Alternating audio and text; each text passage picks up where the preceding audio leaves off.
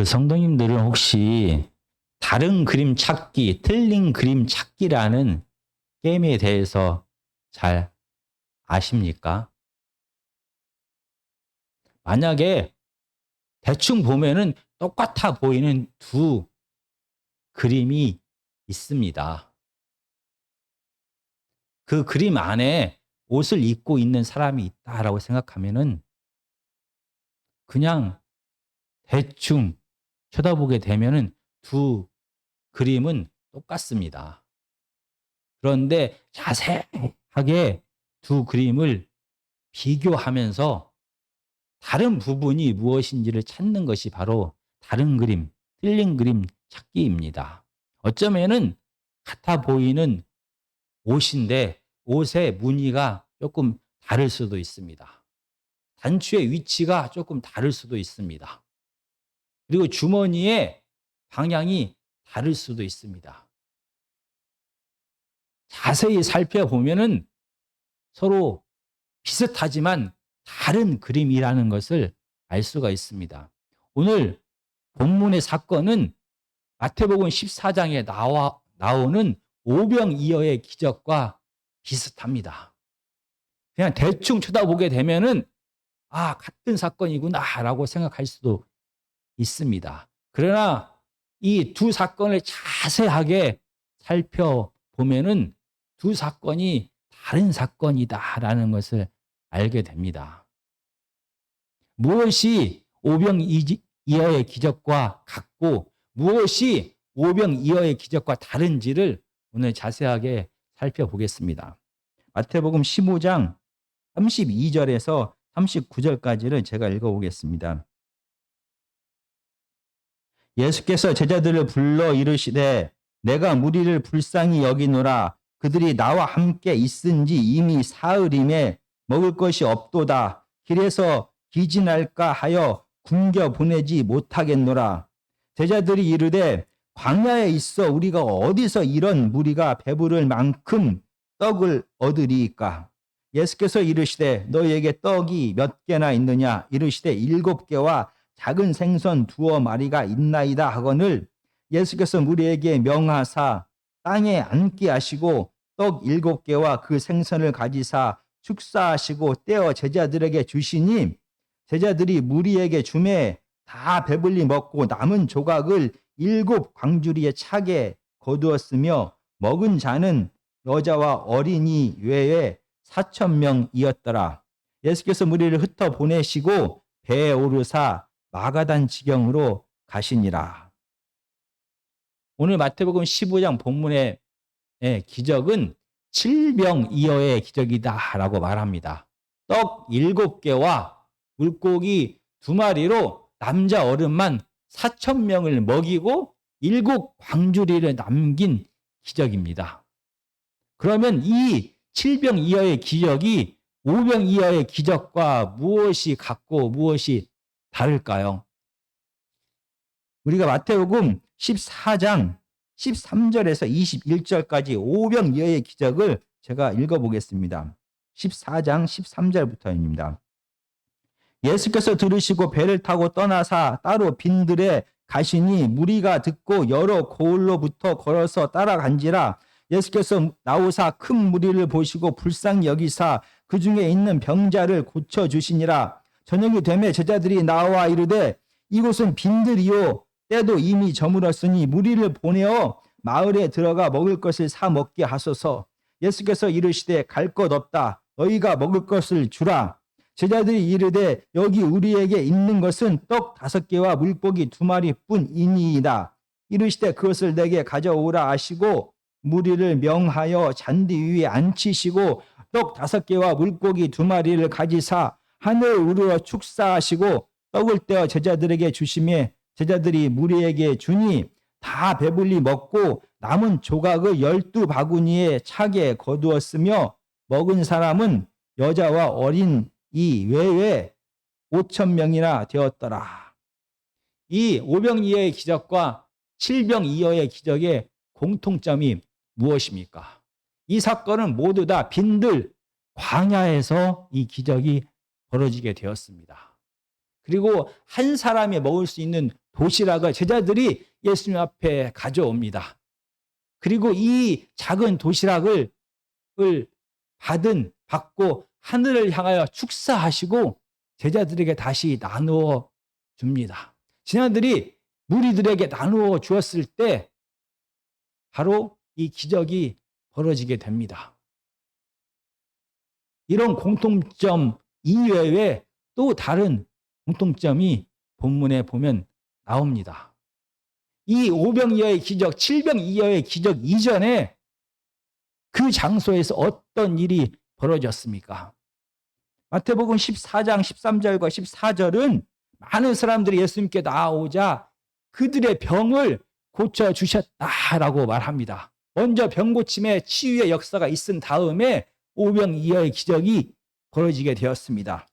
마태복음 15장 29절에서 31절까지를 제가 읽겠습니다.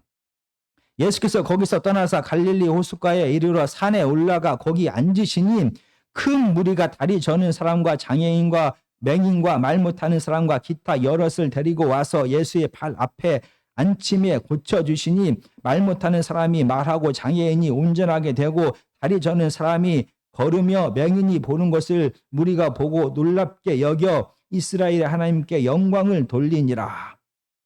이 오병이어의 사건 전에도 치유의 기적의 사건이 있었는데 이 칠병이어의 기적의 역사 전에도 많은 사람들의 병을 고치셨습니다. 거기에 더해서 이 모든 기적의 출발은 이 무리들을 불쌍히 여기는 예수님의 마음에서 시작되었습니다.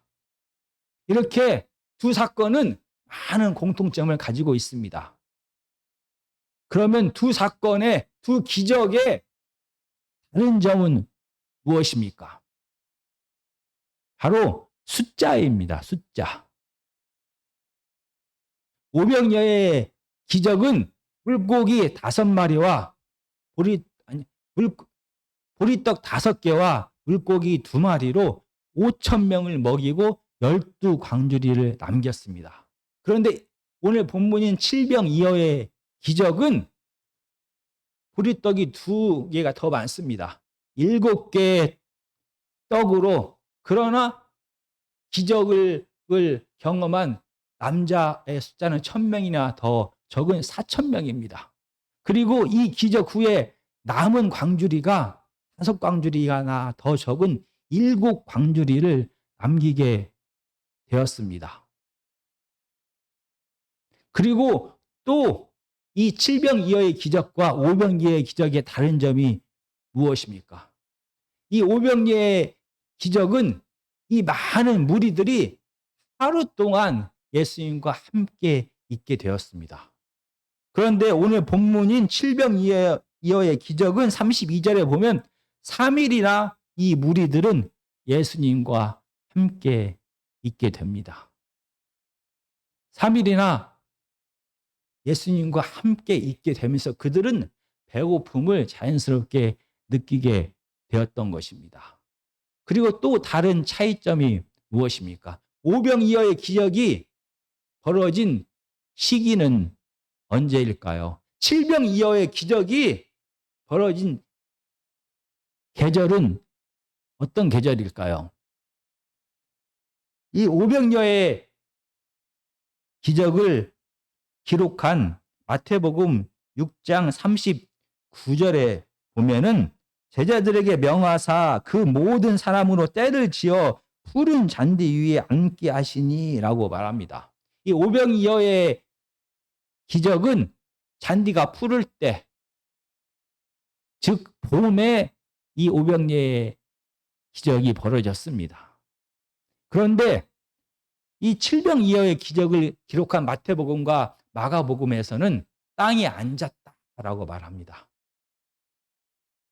잔디가 푸르지 않은 때입니다. 그리고 3일이나 이 광야에서 지내도 괜찮을 정도의 날씨였습니다.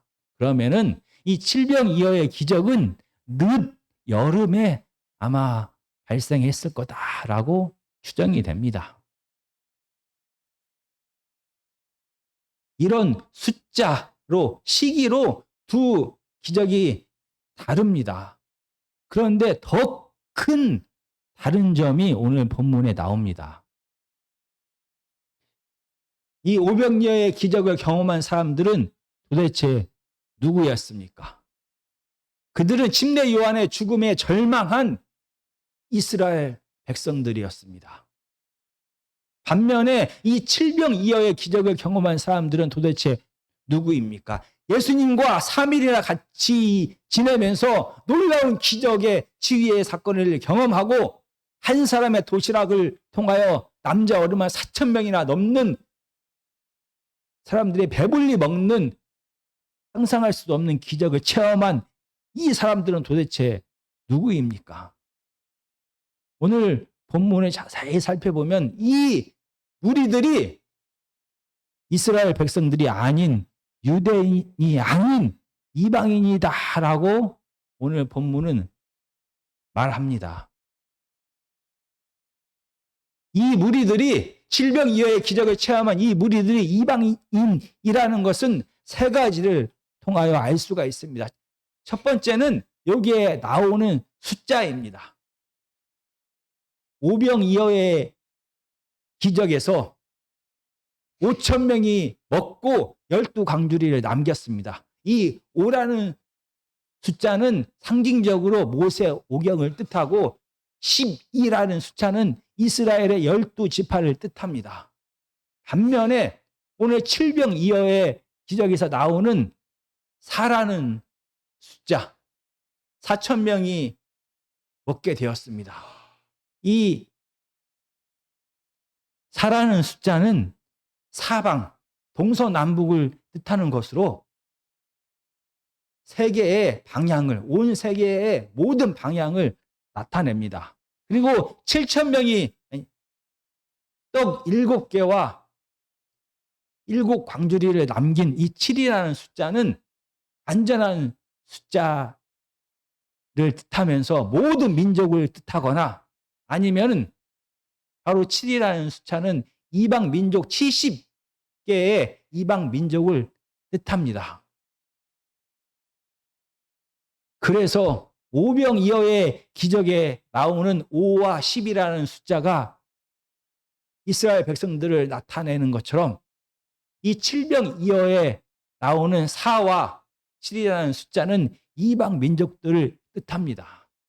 이렇게 상징적으로 이 모인 무리들이 이방인이었다라는 것을 상징적인 숫자를 통하여서도 알 수가 있습니다. 그런데 두 번째로 이 같은 사건 칠병이어의 기적을 기록한 같은 사건 마가복음 7장 31절에 보면은 이 지역이 어디인지가 나옵니다. 예수께서 다시 두로 지방에서 나와 시돈을 지나고 데가볼리 지방을 통과하여 갈릴리 호수에 이르시매, 바로 지금 이 지역이 데가볼리라는 이방 지역이라는 것입니다. 이 데가볼리는 갈릴리 호수의 남쪽 요단강 동편에 있는 지역입니다.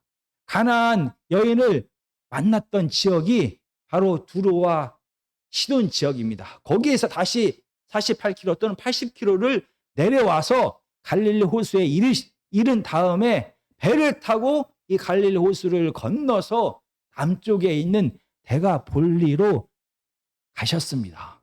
지금 이 기적의 현장은 이방인들이 살고 있는 이방 지역입니다. 그리고 마태복음 15장 속에서 나오는 또 다른 세 번째 힌트가 31절에 기록되어 있습니다. 말 못하는 사람이 말하고 장애인이 운전하게 되고 다리 저는 사람이 걸으며 맹인이 보는 것을 무리가 보고 놀랍게 여겨 이스라엘의 하나님께 영광을 돌리니라. 만약 여기에 모인 무리들이 이스라엘 백성들이었으면은 당연히 그들은 여호와 하나님, 그들과 언약을 맺은 그들의 하나님 앞에 찬양을 드렸을 것입니다. 그러나 이방인이었기 때문에 그들은 이스라엘의 하나님 앞에 이 모든 영광을 돌리게 됩니다. 오병이어의 기적과 칠병이어의 기적의 가장 큰 차이점은 누가 이 기적에 참여했느냐 하는 것이 가장 큽니다. 오병이어의 기적이 이스라엘의 택하신 하나님의 택하신 이스라엘 백성들이 이 기적에 참여했다라고 하면 이 칠병이어의 기적은 이방 땅에서 택함을 받지 못한 이스라엘 백성들이 개화되기다라고 생각하는 이방인들이 이 생명의 잔치에 기적의 잔치에 참여하게 되었다는 것입니다. 그리고 오늘 본문 이 칠병이어의 기적을 보면서 한 가지 궁금한 점이 더 있게 됩니다. 도대체 이방 땅에서 이방인들과 함께 3일 동안이나 예수님은 무엇을 하셨을까? 치유 사건을 한 거 말고 오늘 본문은 예수님께서 그곳에서 무엇을 하셨는지를 기록하고 있지 않습니다. 그런데 이 마태복음 15장 29절을 보면 이 3일 동안 예수 그리스도께서 하신 일이 무엇인지를 알 수가 있습니다. 29절에 보면 예수께서 거기서 떠나서 갈릴리 호숫가에 이르러 산에 올라가 거기 앉으시니 그리고 큰 무리들이 예수님 앞에 나옵니다. 이 마태복음 15장 29절은 의도적으로 산에 올라가서 예수님께서 말씀하시는 모습을 그립니다. 마치 마태복음 5장 1절을 생각나게 합니다. 마태복음 5장 1절입니다. 예수께서 무리를 보시고 산에 올라 앉으시니 바로 하나님의 나라가 시작되었다라고 선포하시고 하나님 나라의 새로운 헌법, 하나님 나라의 통치 질서를 가르쳤던 산상수훈의 모습을 생각나게 하는 것입니다. 이 이스라엘 백성들에게 산은 정말로 중요한 의미를 가지고 있습니다. 하나님의 이스라엘 백성들과 언약을 맺고 하나님의 임재와 통치와 십계명 새로운 헌법을 선포하신 곳이 바로 시내 산이었습니다. 그리고 가나안 땅에서 하나님 나라가 시작되었을 때 이스라엘 왕조 안에서 하나님의 임재와 통치가 있었던 예루살렘 성전이 있었던 곳도 시온 산입니다. 종말에 이 하나님의 시온 산에 모든 민족들이 회개하고 돌아오게 됩니다. 그리고 이 시온 산에서 하나님의 율법을 배우게 됩니다. 그리고 이 시온 산에서 천국 잔치가 벌어지게 되는 것입니다. 하나님이 임재하시고 통치하시는 산은 바로 하나님의 회복과 하나님의 나라를 보여주는 것입니다. 마치 산상수훈에서 유태인들을 향하여 하나님의 나라의 헌법, 하나님 나라의 창조 실서, 하나님 나라의 창조 원리를 선포하셨듯이 이 이방 땅 대가 볼리에서 새롭게 시작되는 하나님 나라의 통치 원리, 하나님 나라의 헌법, 하나님 나라의 질서가 이방인들을 향하여 선포되었던 것입니다. 마치 유대인들에게 메시아가 그들의 모든 아픔을 치유했던 것처럼 이 기적의 현장에서 많은 이방인들은 메시아의 치유의 기적을 경험하게 되었습니다. 광야에서 만나를 먹었던 이스라엘 백성들처럼 광야에서 오병이어의 기적을 체험했던 유태인처럼 이 대가볼레 이방 땅에서 이방인들도 생명의 만나를 경험하게 되었습니다. 이 모든 사건은 단순한 기적이 아니라 예수 그리스도를 통하여 시작되는 하나님의 나라가 혈통적인 유대인을 뛰어넘어 하나님의 선택한 가나안 땅을 뛰어넘어 온 세계를 향하여 확장되고 있다라는 것을 이 칠병이어의 기적의 사건은 보여주는 것입니다.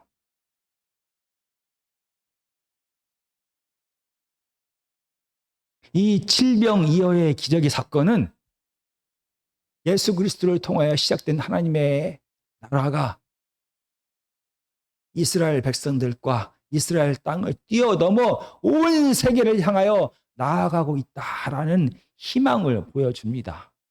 오늘 본문은 이렇게 희망적으로 놀라운 기쁨으로 끝났으면 좋을 텐데 이 본문 속에서는 아쉬운 모습이 보입니다. 자세하게 오늘 본문과 오병이어의 기적의 본문을 살펴보면 바로 선택받은 제자들의 태도가 다르다라는 것을 알게 됩니다. 어쩌면은 이 오병이어의 기적을 경험했던 제자들입니다. 그런데 이 놀라운 이 생명의 역사가 부정한 땅, 이방 땅에서 벌어졌습니다. 이 부정한 이방인들에게도 이 생명의 떡이 공급되는 것을 제자들은 보았습니다. 제자들의 마음이 어떠했을까요?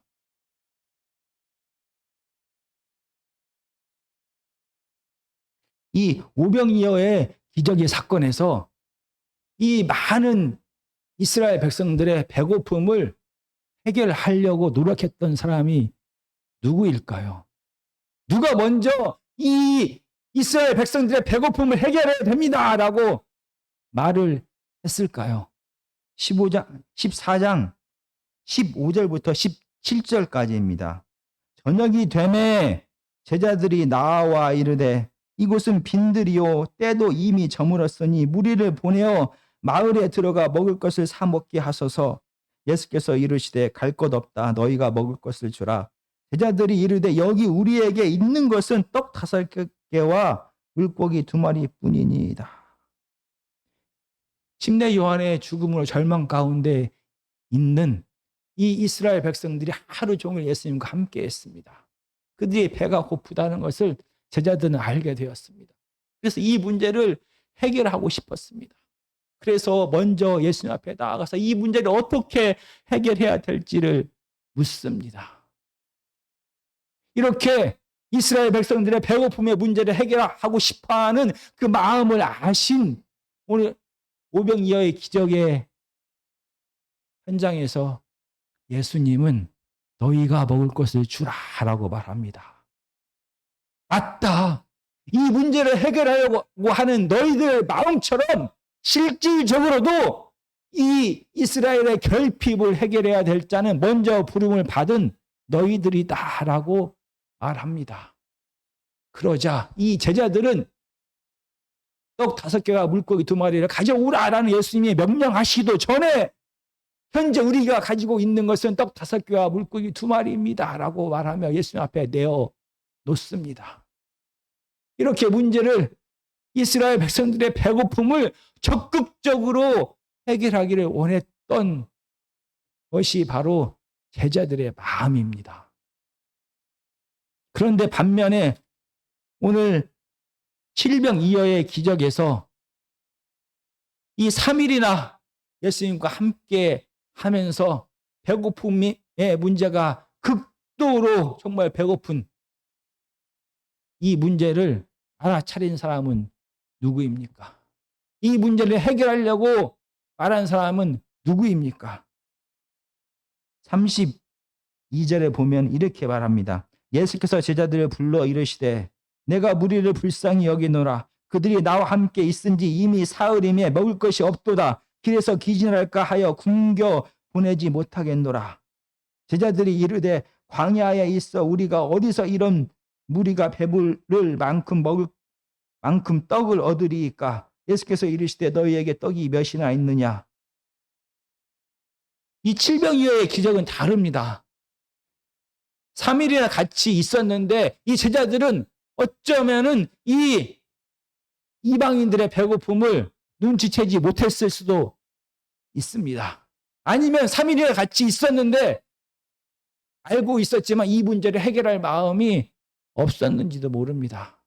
그래서 예수님이 말합니다. 그들을 불쌍히 여기사 내가 이 문제를 어떻게 해결할까라고 질문을 합니다. 그러자 제자들의 말은 오병이어 때는 적극적으로 이 문제를 어떻게 해결할지를 먼저 예수님께 물었던 제자들이 이 광야에서 어떻게 이 많은 무리들을 배부르게 할 수가 있습니까? 라고 말합니다. 마치 이 문제가 해결이 안 돼도 별 상관이 없다. 그들의 배고픔에 마음이 아프지 않은 듯, 신경 쓰지 않는 듯한 태도를 보입니다. 그리고 이 제자들은 물고기 5개와 물고기 2마리와 떡 5개로 오병이어의 기적을 체험했던 제자들입니다. 그런데도 그들은 자기가 가지고 있는, 자기 손에 있는 떡 7개와 물고기 2마리가 있다라는 것을 말하지 않습니다. 예수님이 너희에게 떡과 물고기가 있느냐 가져오라라고 말하자 그제서야 우리에게 떡 7개와 물고기 2마리가 있습니다 라고 가져옵니다. 오병이어의 기적과 칠병이어의 기적의 가장 큰 차이점은 바로 제자들의 마음입니다. 어쩌면 제자들은 지난주 설교에서 봤던 것처럼 이 가나안 여인, 이방인 가나안 여인 예외적으로 한 명 정도는 주인의 땅에서 떨어지는, 주인의 상에서 떨어지는 부스러기를 먹어도 된다라고 생각했을지도 모릅니다. 그러나 모든 이방인들이 주인과 같이 한 상에서 먹고 마시는 것을 도저히 이해할 수도 없었을지도 모릅니다. 같은 하나님의 나라에 참여합니다. 같은 하나님 나라의 헌법, 하나님 나라의 통치 질서를 배웁니다. 같은 치유의 능력을 경험합니다. 같은 생명의 떡을 먹습니다. 이는 이방인 역시, 유태인이 생각하는 개와 돼지와 같은 이방인 역시 하나님 나라에 참여하게 된다는 것이고, 이방인 역시 하나님의 자녀라는 것입니다. 그러면 제자들에게 있어서 이방인은 그들의 형제 자매인 것입니다. 그들의 가족인 것입니다. 개와 돼지와 같은 저 이방인을 예외적으로 한 명 그의 생명이 회복되는 것을 인정할 수는 있어도 이 모든 하나님 나라를 그들과 함께 나누는 것을 그들은 인정할 수가 없었습니다. 그래서 어쩌면 이 3일 동안 이 기적의 현장, 생명의 현장, 이 놀라운 현장 속에서 얼굴색이 좋지 않은 사람이 12명 있었을 것입니다. 그들이 이 이방인의 회복에, 이 이방인의 천국 잔치에 기뻐하지 않았다는 것은 예수 그리스도의 죽음과 부활, 승천 이후에 초대교회가 이방인들을 향하여 어떠한 태도를, 경멸적이고 모욕적이고 부정적인 태도를 보였다는 것에서도 미루어 알 수가 있는 것입니다. 칠병이어의 기적이 이방 땅에서 이방인들에게 행해졌습니다. 그리고 7 광주리가 남게 되었습니다. 시간과 장소를 벗어나서 이 하나님의 은혜는 우리에게도 임하게 되었습니다. 이방인인 우리도 이제 하나님의 자녀가 되었습니다. 그런데 만약 하나님을 알지 못하는 세상 사람들의 마음과 우리들의 마음을 놓고 다른 그림 찾기, 틀린 그림 찾기를 한다면 아마 찾기가 힘들 것입니다. 오늘 본문에 나오는 이 선택받은 제자들처럼 우리들 역시 육체의 한계, 혈통의 한계, 죄성의 한계 속에서 살아갑니다.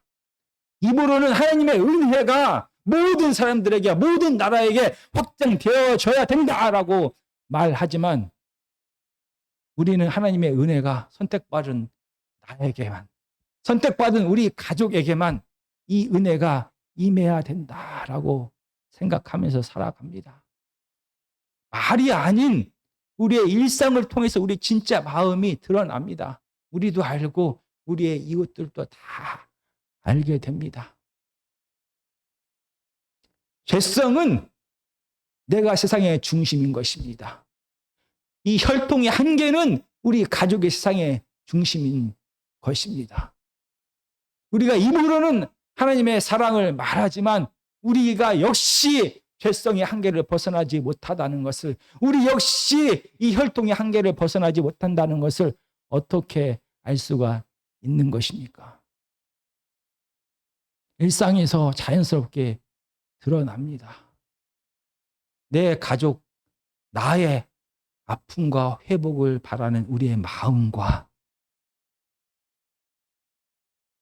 혈통을 벗어난, 내 가족을 벗어난 다른 이웃들의 고통과 그들의 회복을 바라는 마음이 얼마나 다른지를 우리도 압니다.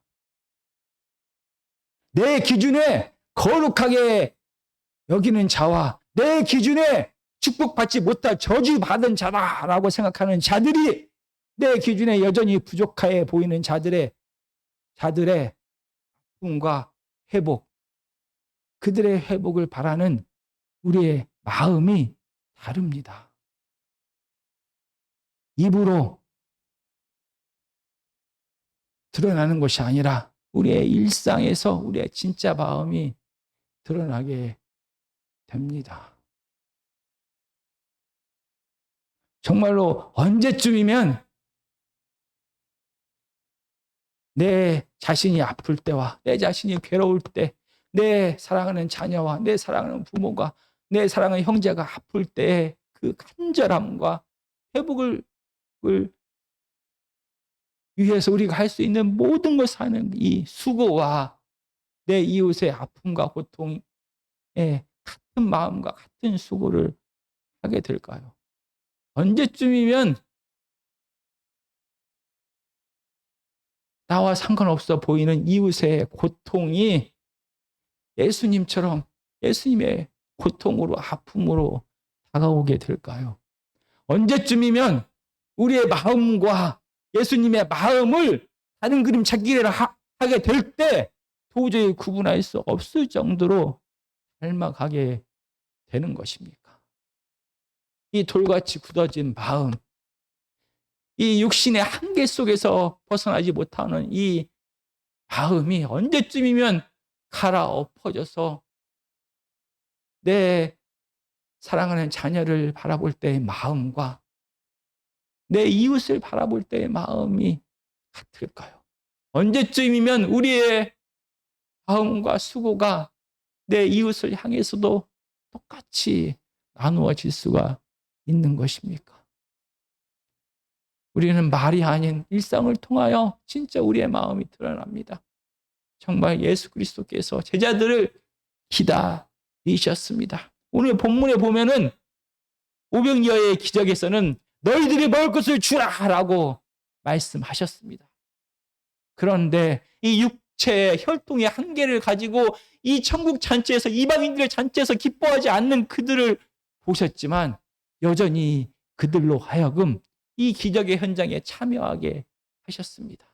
그들을 기다리셨습니다. 그들이 육체의 한계, 죄성의 한계를 벗어나서 예수님처럼 이방인을 향하여, 이웃을 향하여 같은 불쌍히 여기는 마음을 가질 때까지 기다리셨습니다. 그래서 제자들이 이방인을 향해서도 그들의 결핍의 문제를 해결하는 것이 내 혈육의 문제를 해결하는 것처럼 나의 책임이다 라고 느낄 때까지 기다리셨습니다. 정말 예수님을 구주다, 예수님의 주인이다 라고 고백하는 정말 우리들의 마음이 예수 그리스도의 마음과 같이 닮아가는 그때가 속히 오기를 간절히 기도합니다.